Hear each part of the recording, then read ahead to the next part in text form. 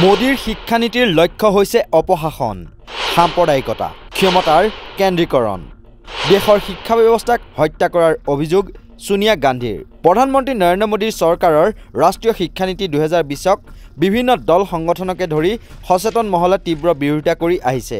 এইবাৰ মোদী চৰকাৰৰ ৰাষ্ট্ৰীয় শিক্ষানীতি 2020ক লৈ সৰব হৈ পৰা দেখা গৈছে কংগ্ৰেছৰ প্ৰাক্তন সভানেত্ৰী তথা বৰ্তমানৰ ৰাজ্যসভাৰ সাংসদ সোনিয়া গান্ধীক। তেওঁ ক্ষমতাৰ কেন্দ্ৰীকৰণ, শিক্ষাৰ বেচৰকাৰীকৰণ আৰু সাম্প্ৰদায়িকৰণ এই তিনিটাই নতুন শিক্ষানীতিৰ মূল লক্ষ্য বুলি অভিযোগ উত্থাপন কৰিছে। তেওঁ এই নীতিয়ে দেশৰ শিক্ষা ব্যৱস্থাক হত্যা কৰাৰ চেষ্টা কৰিছে আৰু এইটো ৰোধ কৰিব লাগিব বুলিও মত প্ৰকাশ কৰে।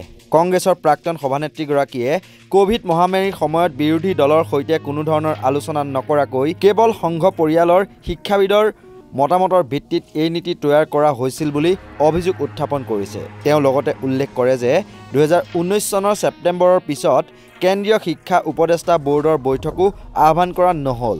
ইয়াৰ উপৰিও বিশ্ববিদ্যালয় অনুদান আয়োগৰ 2025ৰ নিৰ্দেশিকাত ৰাজ্য চৰকাৰৰ ক্ষমতা কমোৱাৰ অভিযোগ উত্থাপন কৰিছে সোনিয়া গান্ধীয়ে। এইদৰেই এতিয়া কংগ্ৰেছৰ ৰাজ্যসভাৰ সাংসদগৰাকী নৰেন্দ্ৰ মোদী নেতৃত্বাধীন বিজেপি চৰকাৰে অনা নতুন শিক্ষানীতিৰ বিৰুদ্ধে সৰব হৈ পৰা পৰিলক্ষিত হৈছে।